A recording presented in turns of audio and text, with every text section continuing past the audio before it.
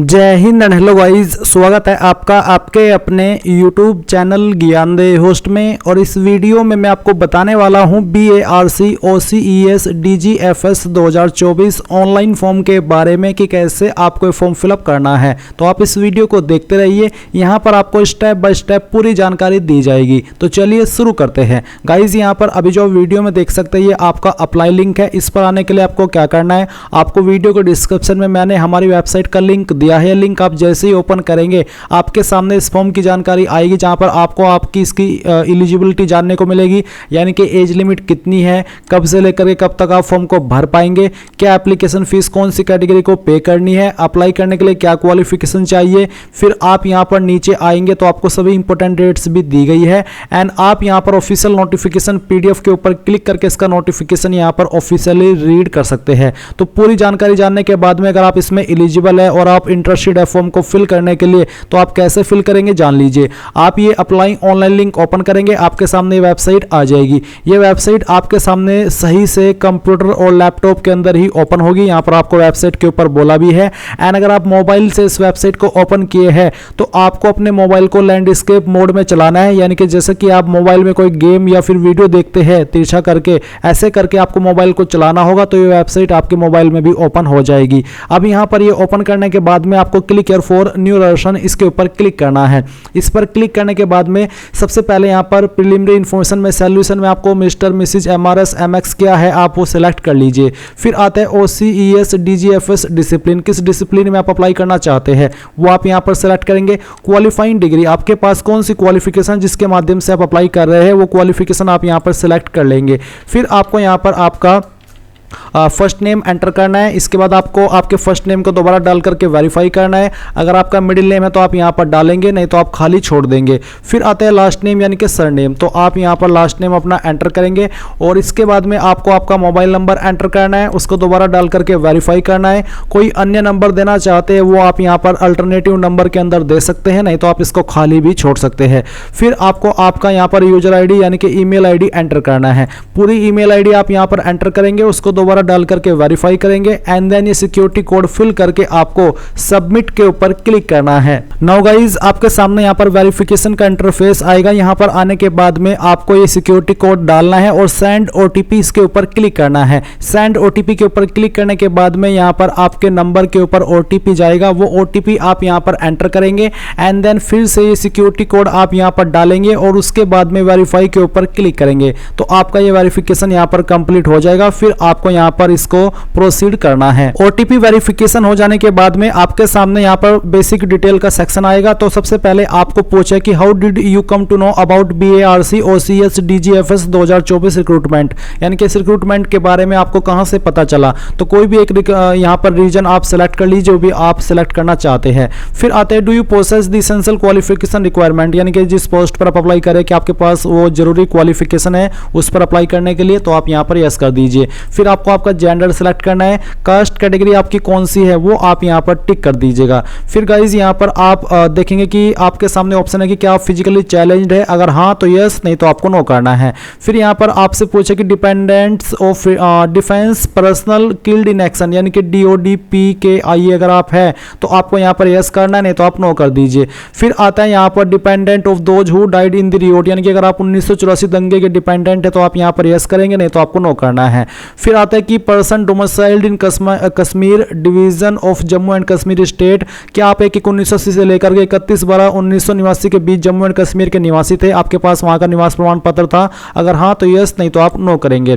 फिर आता है कि whether you want to avail the fee exemption, यानी कि जो फी एग्जाम्शन मिलता है SC/ST को, क्या वो अवेल करना चाहते हैं आप, तो आप यहां पर यस करेंगे। और इसके बाद में आप वो अपना किसके तहत अवेल कर रहे हैं वो यहां पर सेलेक्ट कर लेंगे। और इसके बाद यहां पर आता है certificate to specify the category, यानी कि जो आपका सर्टिफिकेट नंबर है वो आप यहां पर लिखेंगे। और आपको यहां पर इन स्पेशल कैरेक्टर का इस्तेमाल नहीं करना है, जहां पर आपके नंबर के अंदर स्पेशल कैरेक्टर है वहां पर आपको स्पेस का इस्तेमाल करना है। तो आपका सर्टिफिकेट नंबर आपको यहां पर लिख देना है। फिर आधार कार्ड नंबर आप यहां पर लिखेंगे विदाउट स्पेस। फिर आती है पर्सनल डिटेल, तो पहले डे सेलेक्ट कर लेंगे, फिर यहां से आपका मंथ और फिर जो भी ईयर है वो भी आप सेलेक्ट कर लेंगे।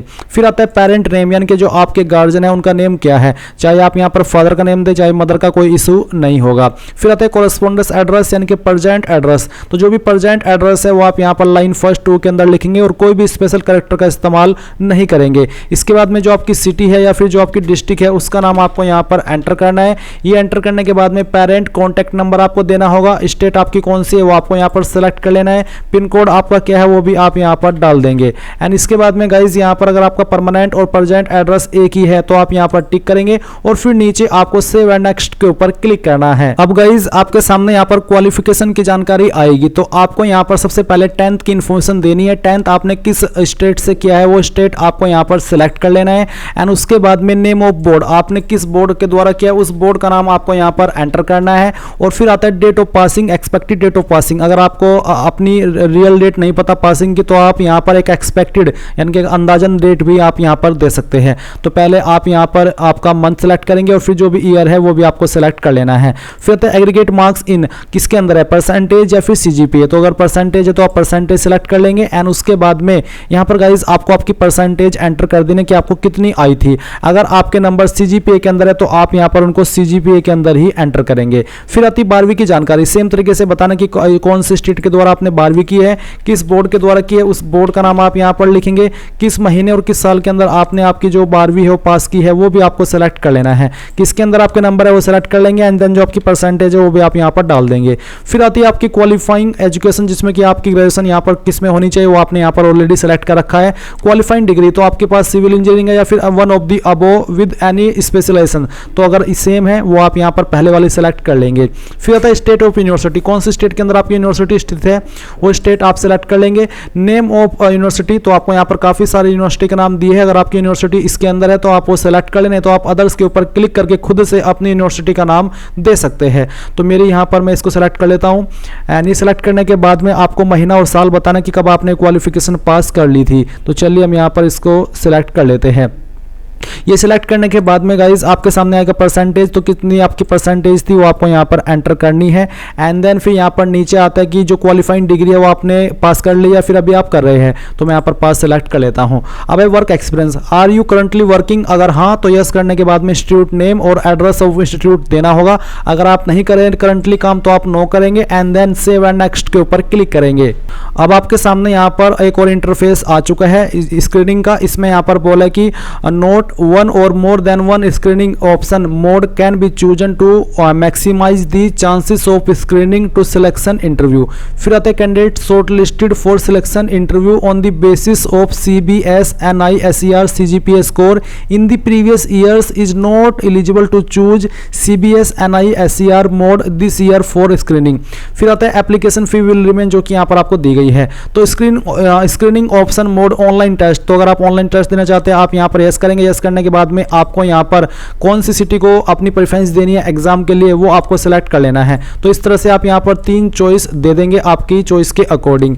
इसके बाद यहाँ पर गाइज आपको नीचे देखने को मिलेगा screening option mode GATE 2000 score, तो अगर इसके माध्यम से आप अप्लाई करें तो आप यहाँ पर ये सेलेक्ट कर लेंगे। एंड इसमें यहाँ पर आपको फिर गेट से जुड़े हुए कुछ सवालों के आंसर करने हैं, जैसे कि आपका सब्जेक्ट सेलेक्ट कर लेना है। फिर do you have GATE 2022 score, इसके बाद do you have GATE 2023 score, या फिर are you planning to appear GATE 2024, तो उसके अकॉर्डिंग आप यहाँ पर यस नो कर देंगे। तो मैं यहाँ पर एग्जाम के द्वारा ही इसमें अपीयर होना चाहता हूँ, तो मैं यहाँ पर इसमें नो करता हूँ और अब मैं सेव एंड नेक्स्ट इसके ऊपर क्लिक करता हूँ। इसके ऊपर क्लिक करने के बाद यहाँ पर आपके सामने डॉक्यूमेंट का ऑप्शन आएगा। यहाँ पर आपको देख लेना है कि क्या क्या ध्यान आपको डॉक्यूमेंट में अपलोड करते हुए रखना है। साइज आपके फोटो का कितना होना चाहिए वो आप देख सकते हैं, सिग्नेचर का साइज कितना होना चाहिए वो आप यहाँ पर चेक कर सकते हैं। दिए गए इंस्ट्रक्शंस के अकॉर्डिंग अब आप यहाँ पर आपका फोटो अपलोड करेंगे, तो आपको चूज फाइल के ऊपर क्लिक करना है, जहाँ पर आपकी फोटो फाइल है सेलेक्ट करनी है। मैं इस फॉर्म को डेमो के लिए भरा हूं, तो मैं यहाँ पर ये फाइल सेलेक्ट करता हूं, ओपन करता हूं। इस तरह से आपकी फाइल यहाँ पर आ जाएगी, आप इसको ओके कर देंगे। फिर आता है scanned signature of the candidate, तो जहाँ पर आपका सिग्नेचर है वो आप सेलेक्ट करेंगे एंड उसको यहाँ से आप इस तरह से ओपन कर देंगे, तो आपकी फाइल अपलोड हो जाएगी।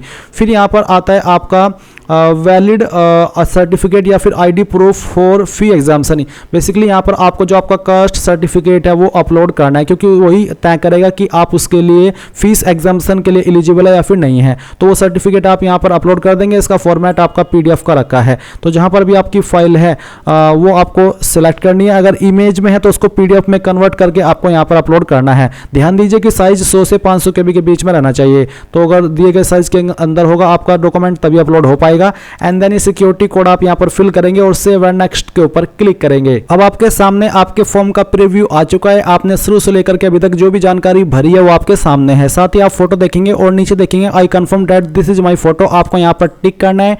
टिक करने के बाद में नीचे आएंगे और फिर आपको यहाँ पर डिक्लेरेशन आई एग्री करना है और इसके बाद में सिग्नेचर को भी आपको यहाँ पर कंफर्म करना है। इसके ऊपर क्लिक करने के बाद में फिर आप फाइनल सबमिट करेंगे और यहाँ से ओके कर देंगे। ओके करने के बाद में गाइज ये जो आपका फॉर्म है वो सबमिट हो जाएगा। जो कैंडिडेट इस फॉर्म को जनरल ओबीसी से भर रहे हैं उनके सामने पहले पेमेंट का पेज आएगा। जब वो अपनी एप्लीकेशन फीस जमा कर देंगे तभी वो अपने फॉर्म का फाइनल प्रिंट आउट ले पाएंगे। बट एससी के लिए फीस नहीं है तो आप यहाँ से डायरेक्टली प्रिंट एप्लीकेशन के ऊपर क्लिक कीजिए। यहाँ से सेव के ऊपर क्लिक करके इसको अभी अगर आपके पास प्रिंटर नहीं है तो पीडीएफ के रूप में सेव कर ले और बाद में प्रिंट करा लीजिएगा। तो इस तरह से गाइज आप लोग BARC OCES DGFS online form 2024 को भर पाएंगे। आई होप ये प्रोसेस आपको पसंद आया होगा। So thanks for watching. जय हिंद।